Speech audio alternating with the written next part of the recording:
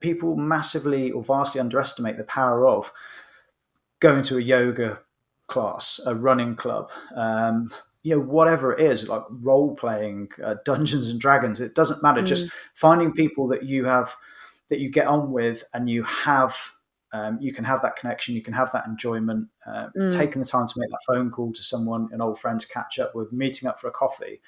It's very easy to overlook these things because life gets busy, but actually it has a massive, massive effect on our mental and physical health.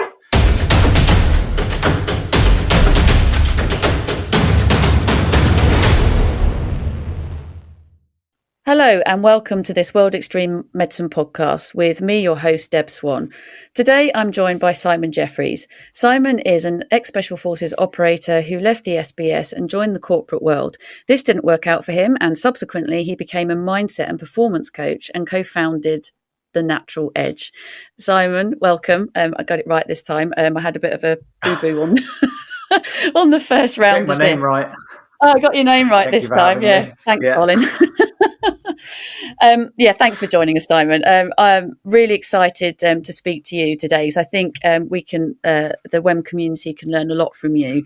I think talking about building a useful mindset, as I call it, to help us through tough situations, I think is pertinent to our listeners, because we have a whole variety of people from healthcare professionals, military, emergency services and humanitarians listening to the podcast. I'm really excited to speak to you today. Can we start with how you went from UK Special Forces to becoming a mindset and performance coach? Yeah, that's a good place to start. So in 2014, serving in the military, that was the career that I'd always wanted. So I'd always wanted to be in the military. I started the Royal Marines and then ended up in Special Forces. And I kind of got to the point where I'd done everything that I'd wanted to. And I wanted more control back over my life, I guess. Obviously you're very busy, you're away a lot. And because I kind of ticked all the boxes that I wanted to, I was looking to make that leap and go outside. And I also wanted to leave in my early 30s as opposed to my 40s, to give them the opportunity to do something else. So I think it was also partly looking for a new challenge. And the following year, 2015, I left. Didn't really have an exact plan, so I kind of took the leap in the faith that I'd figure it out afterwards. My partner at the time, she got a job in London.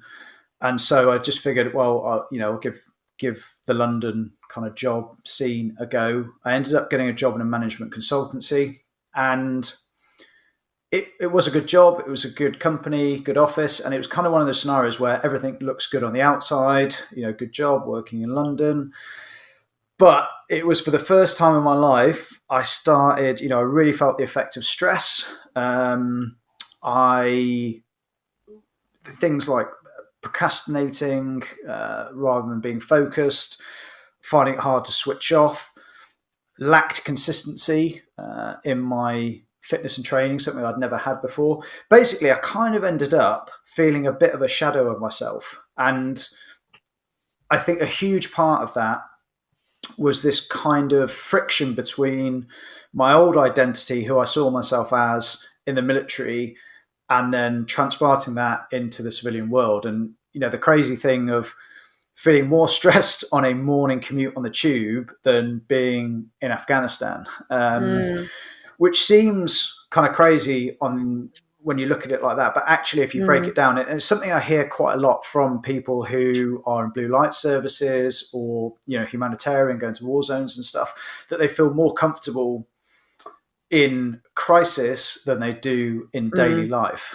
And there can be a good reason for that. And I think a lot of it comes down to, actually, when you look at, let's take tours, military tours in Afghan, for example, it's life simplified.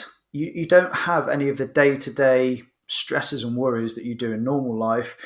You've got one job to do. You're surrounded by a good social group, by your friends. You have periods of short, sharp, acute stress, And then outside of that, you're kind of on your downtime, you're relaxing, you're training, you're working out, and like I said, you're having a laugh, you're with your mates.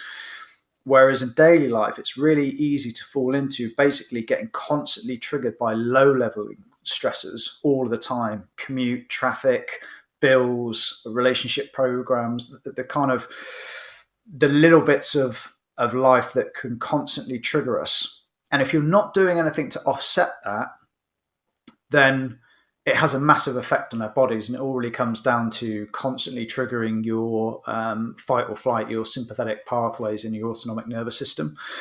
So essentially, I was going through this period where things just didn't feel right, and so I knew I needed to make a change, and that led to the path of wanting to start a business.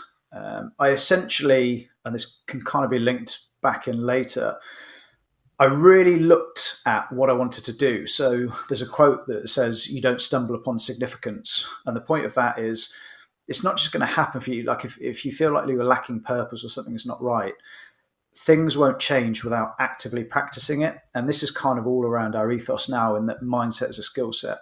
And so I really started asking myself those questions and looking for honest answers of, what did I want to do? How do I want my life to look? What jobs did I want to do? And I just carried a notebook around, and I was just constantly scribbling ideas and looking at options and trying not to limit myself. It's very easy to let your logical brain jump in and go, "Oh, well, that's impossible. You can never do that because of X, Y, and Z."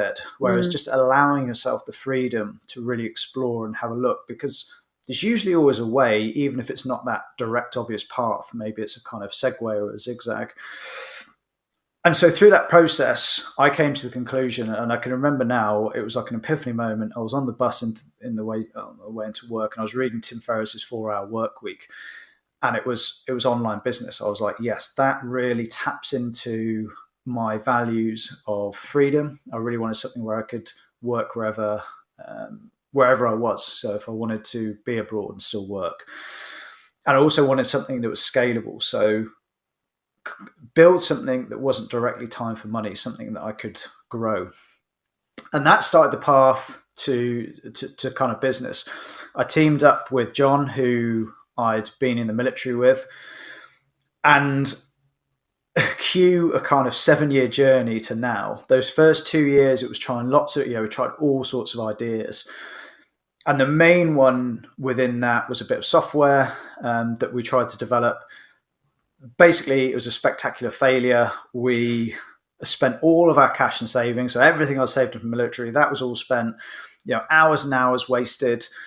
It kind of culminated. So I'd stayed in London at this point, and this was my side hustle. So I was working in the mornings. I'd get up at 5 a.m., go to the office, spend 2 hours working on it. I'd work on it at my lunch break, and then I'd finish and work on it in the evenings.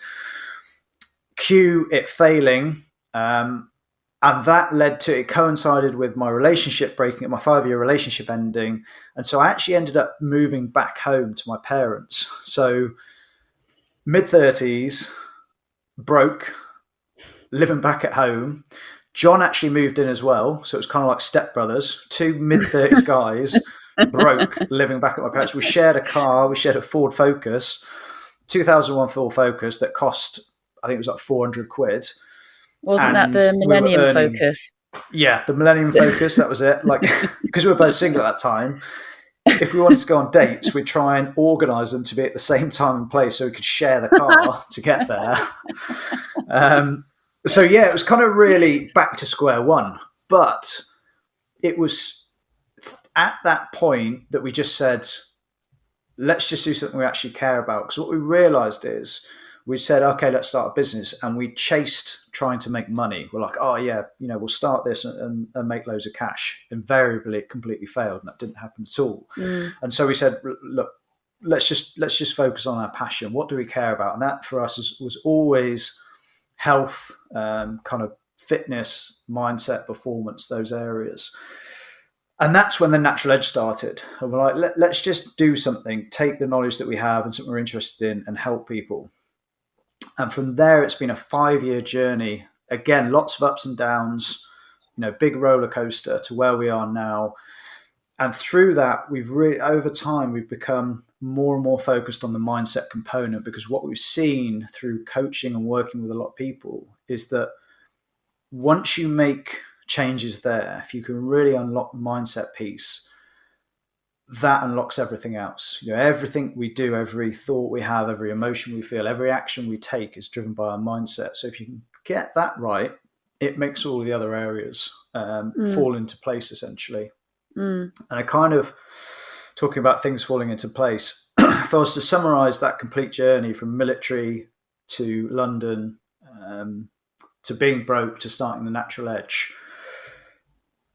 it's a good summary of, it doesn't matter what the external circumstances are.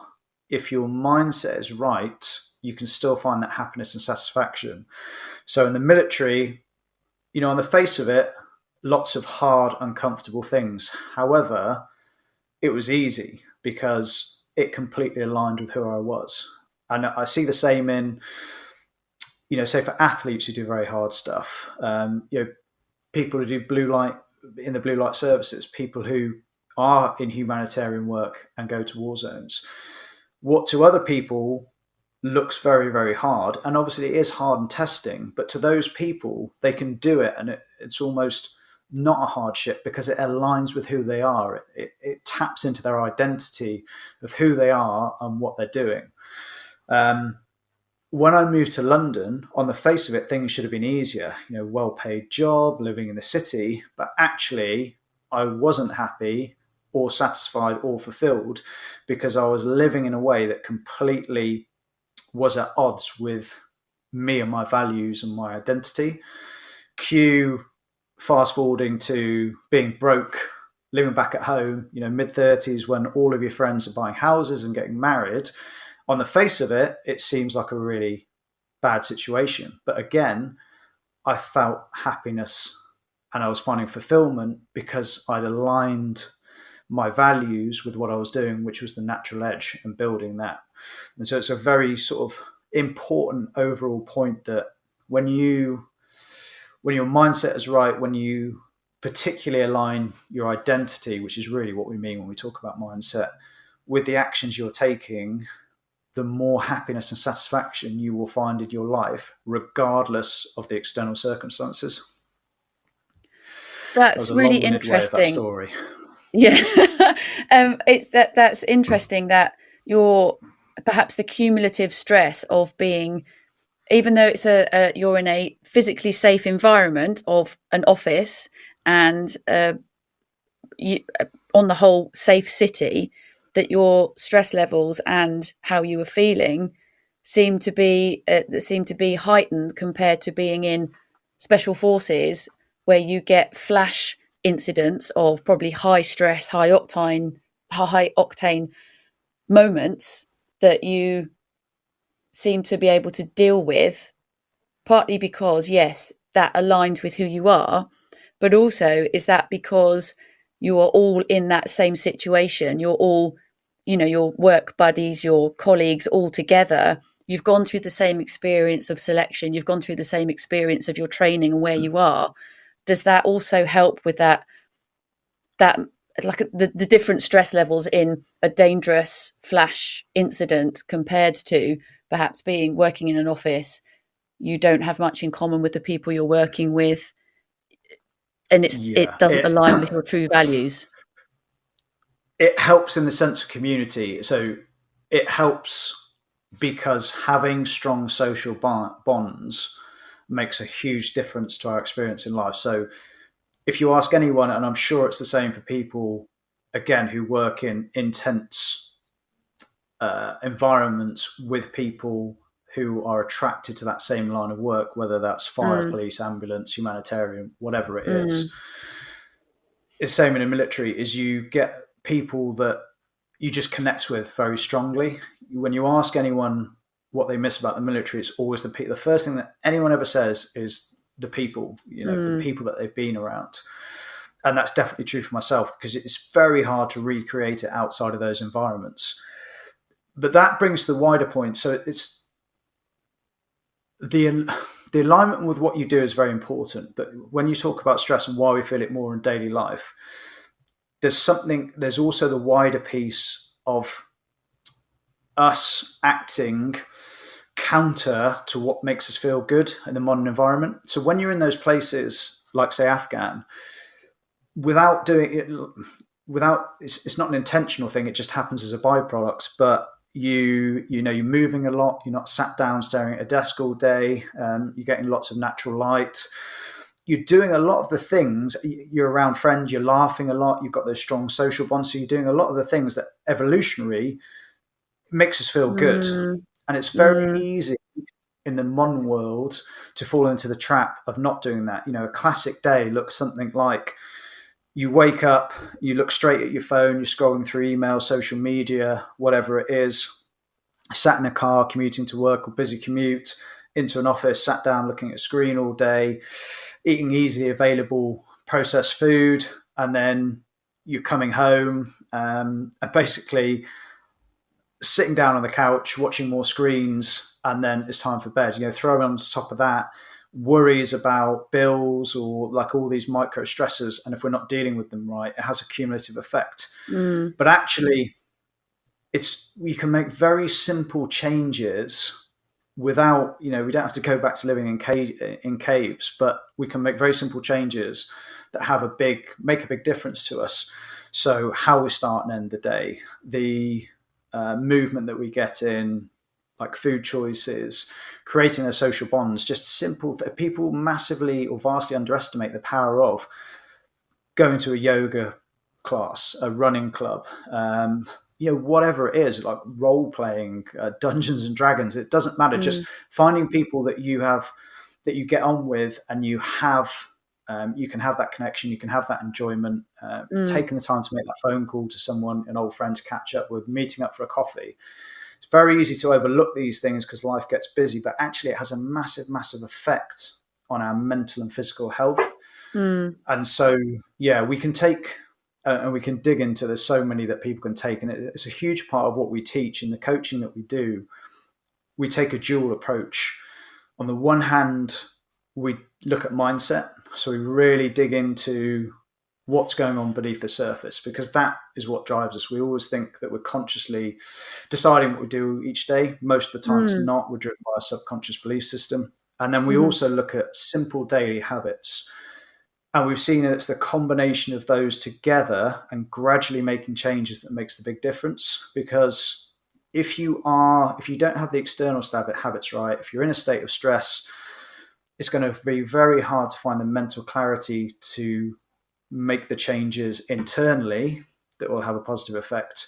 Conversely, once you make the positive changes internally, it's easier to put the external habits in place. So if you gradually layer them together, it really has quite a dramatic impact for people. Do you think it's probably, I don't know if this is a question that is a right or wrong answer. Do you think that some people are naturally have the right mindset for them, that like resilience or being able to just deal with day-to-day stresses is innate for some people? Or do we all learn through trial and error and what life throws at us, how to perhaps realign and not know that we're realigning our mindset?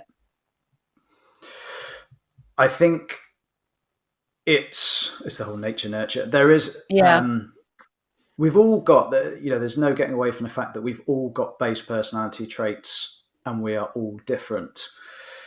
But I would say for 99% of people, it's the work we do on ourselves, whether physically or mentally, that makes the biggest difference in the results that we get. If I take myself as an example, in the military, special forces, whatever, I had a strong mindset, but that was in the narrow definition of that specific role and environment. When I went to London, it didn't apply. If I look at relationships, for example, I realized through doing my own sort of mindset work and journey that, I had a very growth mindset when it came to work and accepting challenge and failure. In relationships, I had a very fixed mindset. It was kind of like, this is who I am, and that's it, take it or leave it, as opposed to realizing that actually if I have uncomfortable conversations and learn to become comfortable doing that and talk about things, or surprise, surprise, things improve. And a relationship is not this, it's not this kind of like either it's perfect or it's not. It's a work in progress like anything else. And that's how I treated work. But I needed to learn how to do that with other aspects of my life. And you see this all the time. You can have guys in the military or the successful athlete or someone who's, nailing it in business, CEO, whatever, but the rest of their life's falling apart. They've got crap relationships. Their health is crap. Just because you've got it in one sphere, it doesn't apply across the board. The only way it generally does apply across the board is if you cultivate it. So kind of what you said there, resilience really is your ability to deal with fear and uncertainty and still be able to take positive action even when you don't feel like it, even when things are bad. People always talk about resilience as being, they're like, well, I got through this, so I must be resilient. That's not resilience to me. Like humans are built for survival. Surviving is not the same as resilience. Like anyone, humans you just get through it because we're humans. It's built into us to survive. So just because you got through something difficult doesn't necessarily mean you're resilient. It's what was your attitude during it? How did you come through it? Did you come through it like during that hardship? Were you still able to take positive action, maintain forward momentum, and actually come out of it better off than worse off? And so much of that is down to our perspective and attitude. For it, like growth and fixed mindset is kind of at the core of this. And the kind of seminal work was done by, and her name's just escaped me, but I have got the book, Carol Dweck, that's her name, Carol Dweck. And so a very easy way to explain what a growth or a fixed mindset is. One of the big studies they did around it, took a group of kids and asked them to do puzzles. And the one group they praised for the result that they got. So when they completed a puzzle, they were praised for being clever, for being intelligent, well done. You must be very smart to have done that. And then the other group, they praised them for the effort. So, you tried really hard. Look how much effort you put in. That's brilliant. And then they gave them progressively harder puzzles. But what they saw was the group that were praised for intelligence gave up far, far quicker. And that's because to them, two things, they saw it in two ways. One, if you've hit your perceived level of intelligence, then what's the point in carrying on? Because it's just wasted effort. And also, if you link results with your self-worth, then you don't want to fail because that is going to take away that praise. It's going to chip away at your self-worth. Yeah. Whereas if you've been praised by effort, when you come up against challenges, well, it doesn't matter what result you get. It's all about how much effort you put into it. And interestingly, when they got the kids to write to another school and explain the experiment, the kids with the fixed mindset who had been praised for that intelligence were far more likely to lie about how well they'd done because, again, it was their self-worth. And so, it's an interesting, one of how we actually speak to kids and what we say to them and how we praise things. But, we see it all the time with adults. And I think society is very bad at it as well. We have put failure as something that's bad. And it's very easy for people to see success and failure as two separate paths. So you either get one or the other. When the fact is they're inseparable. You cannot have success without failure because everything in life is a process. It's an iteration. You don't go from 0 to perfect. You don't go from civilian to special forces. You don't go from joining a business to CEO like a year later. It just doesn't happen. Everything is trial and error and process. It's just process. We have a philosophy at the Natural Edge, which is moving average.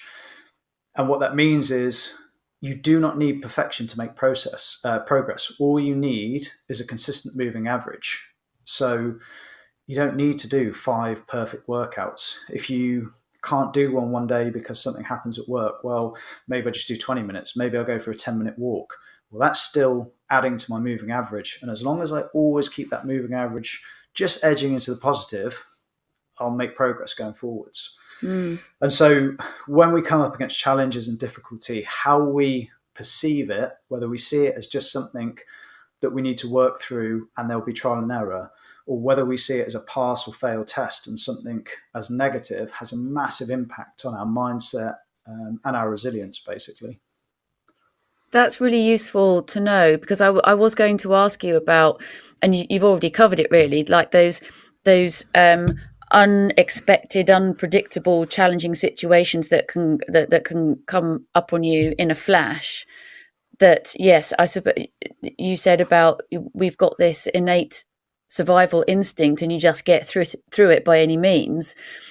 But actually, is it how you look back on it and how it affects you in the future? Is that all part of your mindset to deal with that? It's both. I suppose I'm talking about how perhaps like trauma, PTSD, that, the accumulative effects of perhaps one particular incident that may have triggered something, or you see lots of stressful events over years. So if you work for the ambulance service or fire and rescue service, and you're seeing lots and lots of horrible things throughout your career, and then one tiny teeny little thing will just tip you over the edge. Are they two separate things, or is this like having a mindset that aligns to you would help you through that situation better? I don't know if I'm making sense. So, it does make sense. Like, I will say that, I am by no means an expert. The coaching that we do, we don't deal in trauma. It's very specific areas. I guess we deal in mindset in general. But to the point you asked there is whether it's retrospectively or actively at the time, it's a combination of both. So actively at the time, how you're viewing a situation is going to have a massive impact. One of the last jobs I was doing in the military, I was working in Kabul, very reactive job, arresting high profile targets. We'd roll out the door as soon as a target pinged up. So we'd have very little notice. I'd basically work up a plan. I'd get mapping up on an iPad in the vehicle on the way to the job and just come up with a rough plan. So there's lots of things that are out of your control. And when that's happening, if you slip into worrying about everything that can go wrong and let that overwhelm sort of overtake you, you'll end up making bad decisions, or worse, no decision at all, so becoming indecisive. And that almost becomes a self-fulfilling prophecy, and it making it more likely for a negative outcome to occur. Whereas if you can stay calm and in control, it's far more likely you'll get the outcome that you want. You basically have to, and this is a very simple mindset tactic, it's just looking, so you can use a strategy called CIA. Essentially, it's just breaking it down to three parts. So when a situation occurs, just ask yourself, what can I control here? What can I influence? And what must I accept? On the battlefield, there's so many things out of your control. You can't control what the enemy are going to do. You can't control the terrain you end up in. You can't control malfunctions with comms or radios or weapons going wrong or vehicles breaking down. Essentially, all you can control is yourself, your attitude, how you're perceiving the situation, the actions that you take. And it's taking the information you have at that time and making the best decisions possible to get you out of it. And it's a continual process, like another strategy, OODA loop, which was, I think it was an American general that came up with it. But essentially, it's observe, orientate, decide, and act. So you observe what's going on, taking the information, orientate yourself to the situation. Where are you in relation to whatever's happening? Decide on a course of action, and then take that action. And then straight away you go back to observe. So it's like a continual loop. So a very simple one for people. And this applies to daily life as much as it does into war zones or disaster areas or whatever it is. When you feel overwhelmed or stress coming on, first of all, take some deep breaths. Very simple skill that's massively overlooked. Breathing is your simplest pathway or simplest key to unlocking your autonomic nervous system pathways. So we have the sympathetic pathway, which is fight or flight, or we have the parasympathetic one, which is rest and digest. When we start getting overwhelmed, and most people don't consciously notice it. Your breathing becomes shallow. You kind of get sucked into a tunnel vision. Whereas if you just take 2 minutes of just deeply breathing in and out through your nose from your stomach as deeply and slowly as possible, it immediately has it has an actual calming effect on the body. And that gives you the mental space to just step back and just kind of take a pause. And this is the difference between reacting and responding. In the military, it is called a tactical pause. So when everything seems to be going out of control, it's that ability for someone, usually whoever's in charge, to just step back, take that strategic overview. It's like, right, okay, let's have a look at what's happening, rather than constantly just reacting to things. So take that breath, step back, and then just apply the CIA. Just step back and literally ask yourself, right, what's in my control here? What can I influence, and what do I just have to accept? There's something as simple as that, and being able to reframe the situation and how you're viewing it can have a massive effect. And then after it, retrospectively, to your other point, it's how you see that. And I guess it comes down to that growth of fixed mindset. It's, do you look for the learning points? And of course, things go wrong for all of us all the time, and it's good to acknowledge that. But do you look at it and go, okay, this didn't go right, but I did do this well, and going forward, this is what I'll do next time? Or do you look back at it and go, oh God, I was terrible, I messed up this, I did this went wrong, oh, it's just all awful.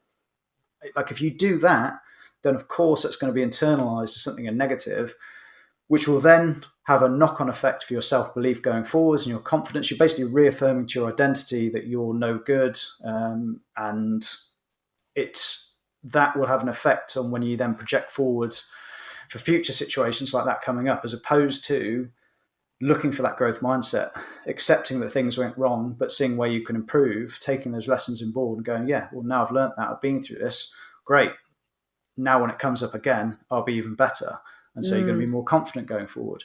But it's not, mindset sometimes gets overcomplicated. And it is, don't get me wrong, psychology, neuroscience, etc., is very complicated. But for most people, very simple changes like that, taking a breath before reacting, reframing a situation, looking back and deciding to look at it with a fixed or growth mindset.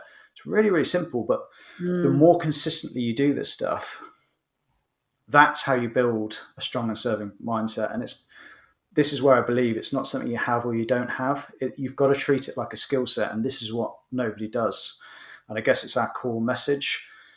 Everybody knows that understands if you want to change the physical body, you can't just read a book or listen to a podcast.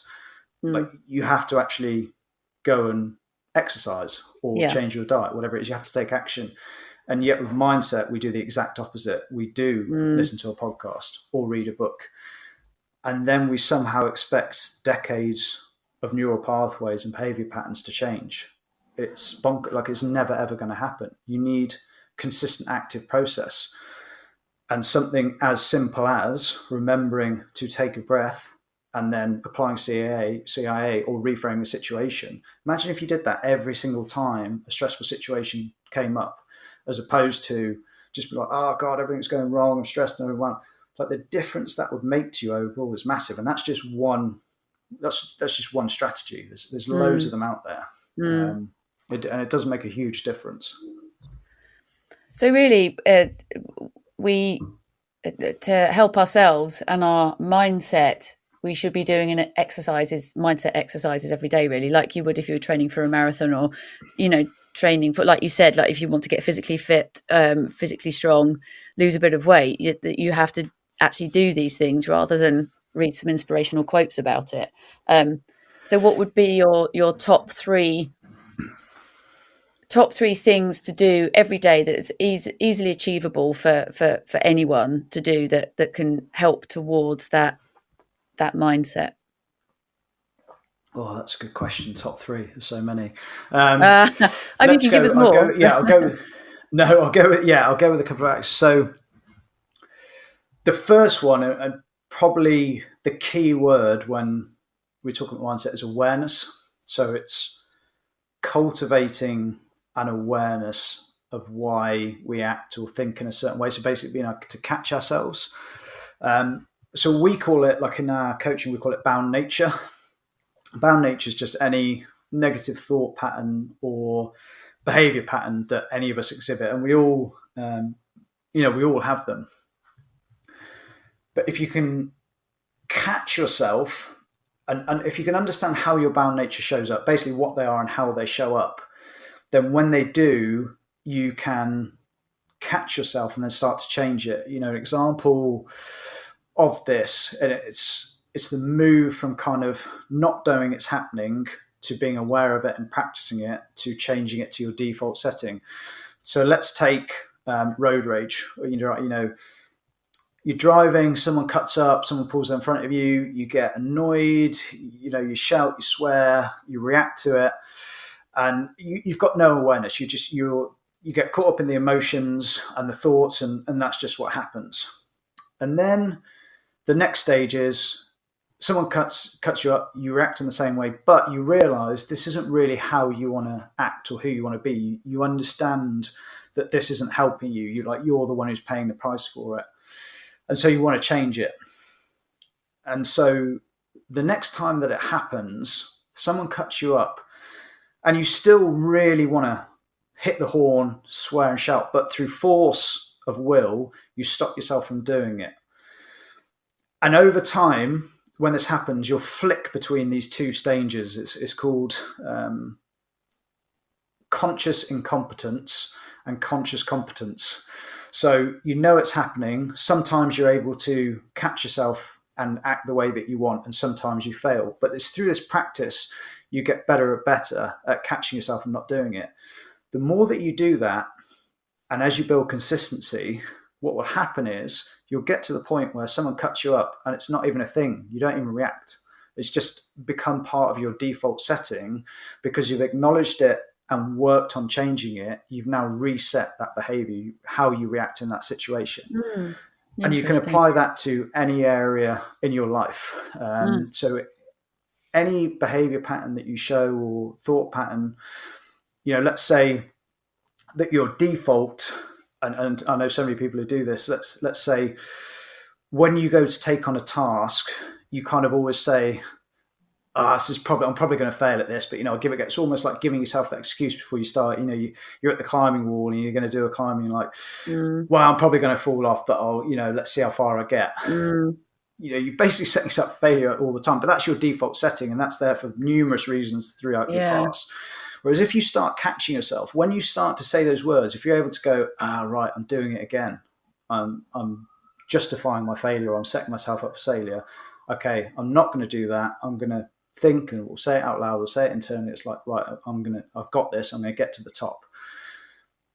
The more that you catch yourself and do that, you'll start rewiring your natural tendency to either believe that you're going to fail or pass. And so it's that consistent effort. So that's the first one, is kind of just start being aware. It's all about awareness of yourself rather than just going through your day and inhabiting the emotions, whatever it is. Just start to bring some awareness to how you are.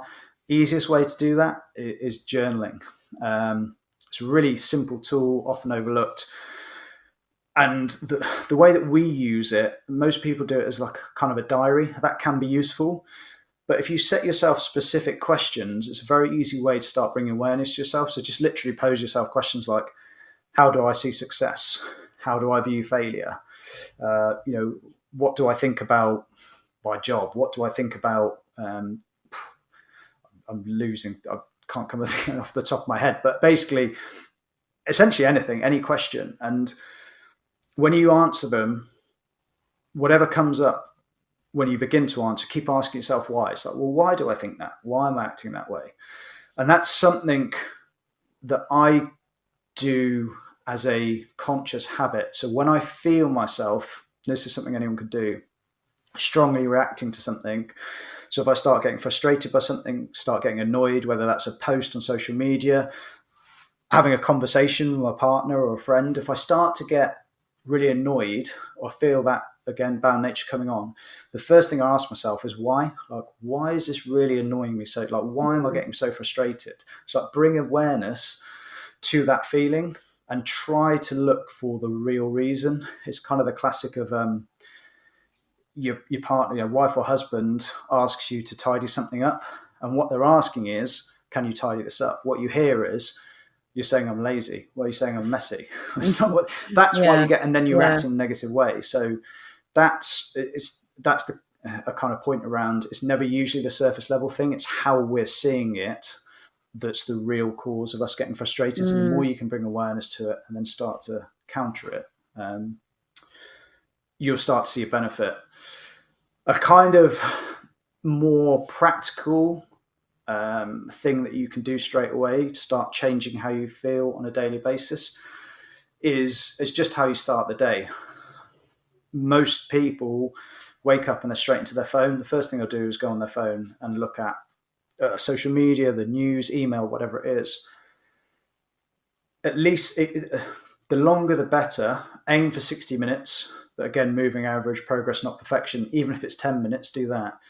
The longer you can offset that period between waking up and looking at your phone, the better you'll be. For the reason that when you dive straight into it, you basically, you're probably going to get triggered. Like if you see something in your email or your social media, in the world that we live in, it's going to be very hard not to get, you're going to see something that annoys you, or you see a work project that's due or whatever. You like straight away, your brain's like, I've got to do this is happening. Why have they posted that?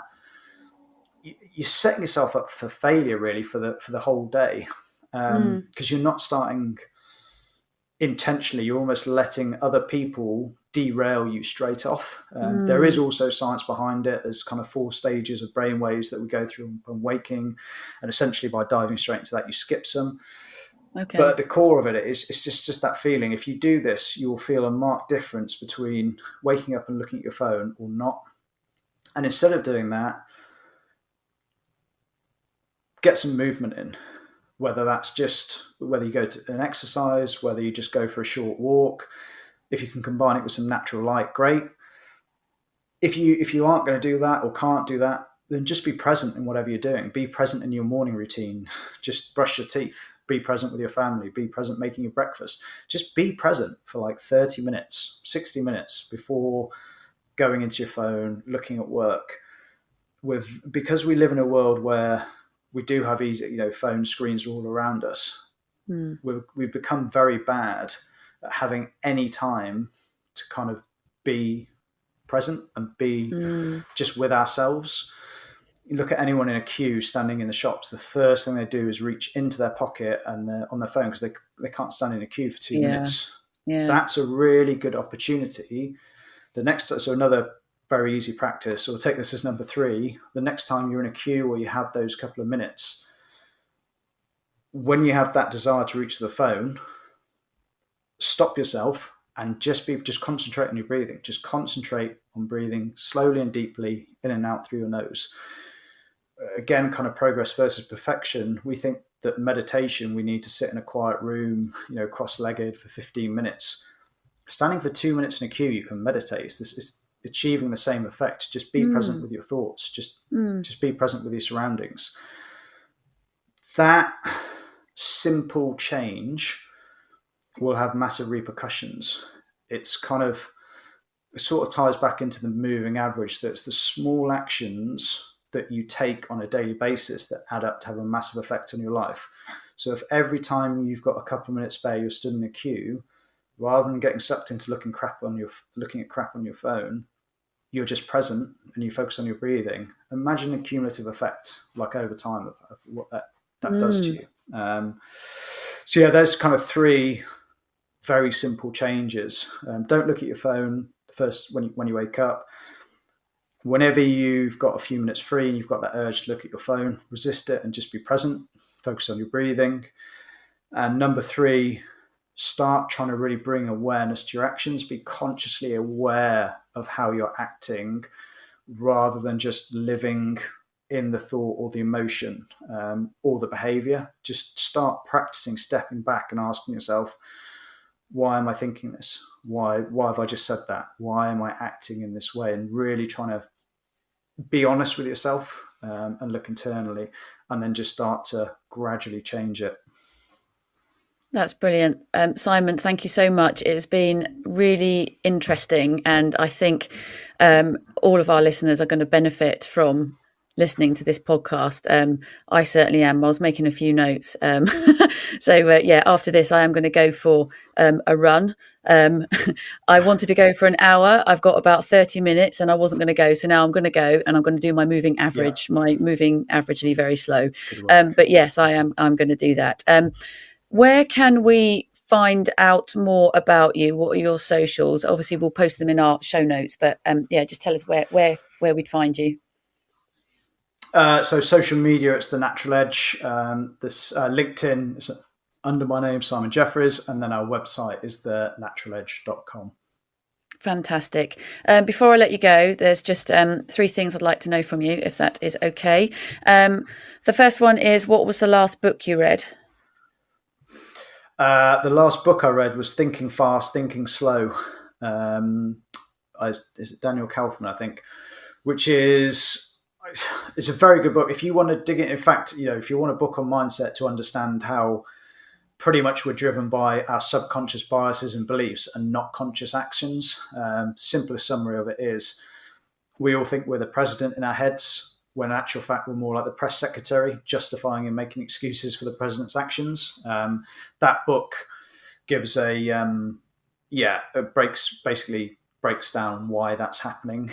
That was the last book. Yeah, okay. That's really interesting. I'll probably make a note of that. I'll get that. Can you name just one of your favourite travel destinations? Greece. It's just such a nice country. Lovely people, nice climate. I just got a really nice feel and culture. Greece is definitely up there. And Canada, I'll put up there as another one for very similar reasons. Nice. I definitely agree with Greece. I was in Mykonos over the summer because I think I'm richer than I am, but it's absolutely beautiful there. So I'd certainly agree with Greece. And lastly, name one of your top 10 movies, Simon. All-time best movie ever made, Last of the Mohicans. Just everything, cinematography, the setting, the character, just the best movie ever. Easily. Wow. Is that your number one? Is that my number static number one that will never be knocked off? Yeah. Last of the Mohicans, just the best movie. I like that. A decisive answer. I like that. Excellent. Simon, thank you so much. It's great to see you again. It's been too long, but thank you so much for taking your time to speak with us today. Thank you for having me on. If you've enjoyed this episode of the World Extreme Medicine podcast, please subscribe, like, and share. And if you want to meet lots of other risk-taking, rule-bending, and inspirational people, then you need to be in Edinburgh on the 19th to the 21st of November for this year's conference. Tickets are on sale now. Go to extrememedicineexpo.com to find out more.